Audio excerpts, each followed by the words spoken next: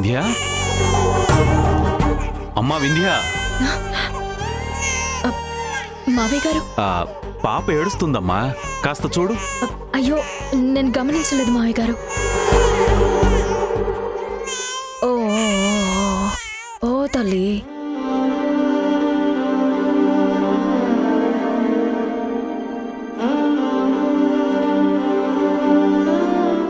అయ్యగారు, కాఫీ తీసుకోండి.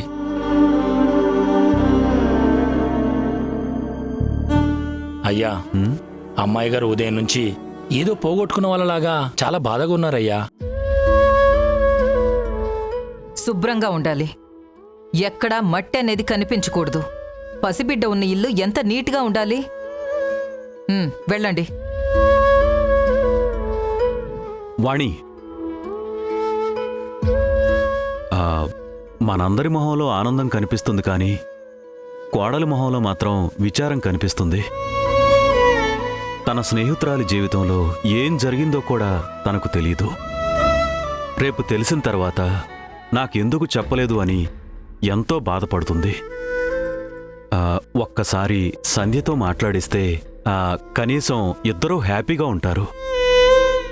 పాపం, అక్కడ బిడ్డని పోగొట్టుకున్న సంధ్య కూడా వింధ్య గొంతు విన్న తర్వాత కాస్త ఉపశమనం కలుగుతుంది. ఒక్కసారి మాట్లాడించు వాణి. ఈ టైంలో అమ్మాయి గడప దాటడమే కదా నీ ప్రాబ్లం. ఫోన్లో మాట్లాడిస్తే వచ్చే నష్టమేంటి? మన కోడలి సంతోషం కోసమైనా ఒప్పుకోవాణి. సరే, నేను ఫోన్లో మాట్లాడిస్తానులేండి. మావయ్య గారు,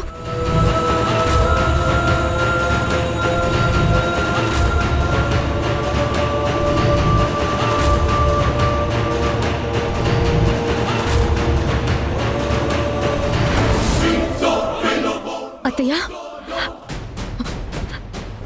సంధ్య పాప చనిపోయిందా? ఈ విషయం నాకెందుకు చెప్పలేదు అత్తయ్య?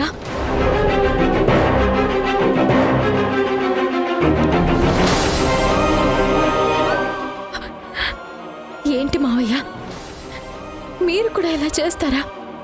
అయ్యో, అదక్కడ ఏడుస్తూ ఉంటే నేను బిడ్డతో సంబరాలు చేసుకున్నానా? లేదు, సంధ్యను నేను చూడాలి. ఇప్పుడే నేను సంధ్యను చూడాలి.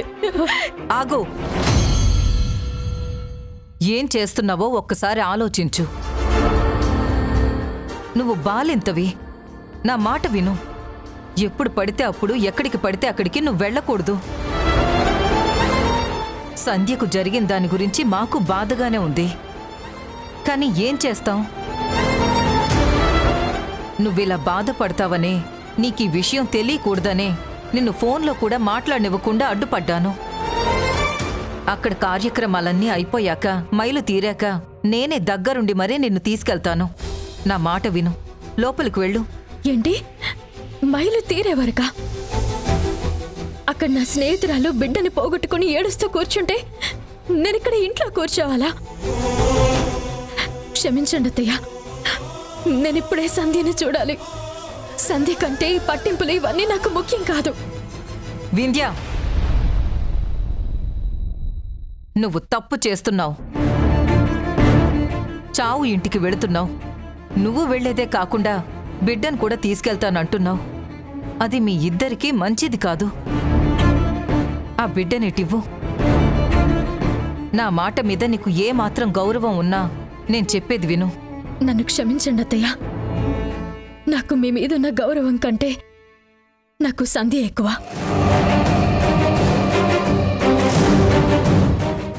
సంధ్య మీదున్న ప్రేమ ఎక్కువ. మీ మాటని కాదని నేనిప్పుడు సంధ్య దగ్గరికి వెళ్తున్నాను. నేను నా బిడ్డతోనే వెళ్తున్నాను. నా నిర్ణయం మారదు.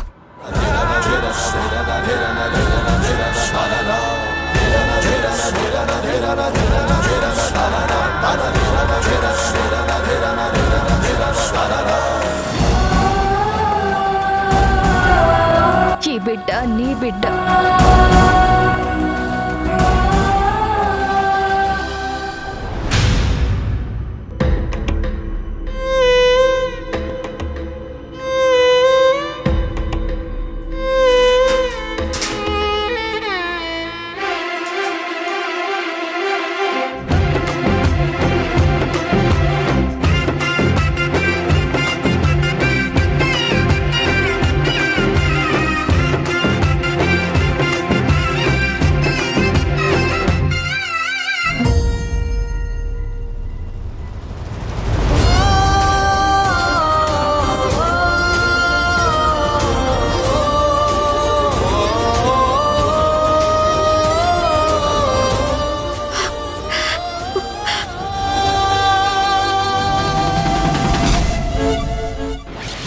స్నేహితురాలు ఆ పసిపాప క్షేమంగా ఉండడం నీకిష్టం లేదు.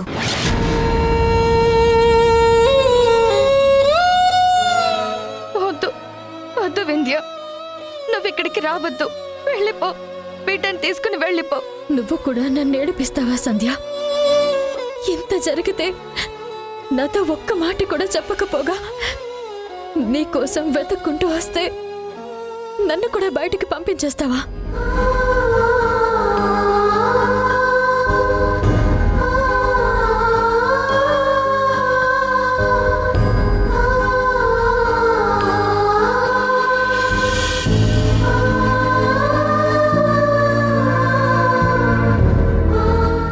ఈ రోజు నుంచి ఈ బిడ్డ నీ బిడ్డ. నా నీడ బిడ్డ పైన పడడం మంచిది కాదే. ఇది చావిల్లు. మా మహిళ బిడ్డకు తగలకూడదు. నీ బిడ్డ పైన నీ నీడ పడితే అరిష్టం ఏంటే? ఇది నీ రక్తం. నువ్వు నవమాసాలు మోసిన బిడ్డే. తల్లికి బిడ్డ దూరం ఏంటే? తల్లికి బిడ్డకి మధ్య ఆచారాలేంటే? తీసుకోవి నీ బిడ్డని.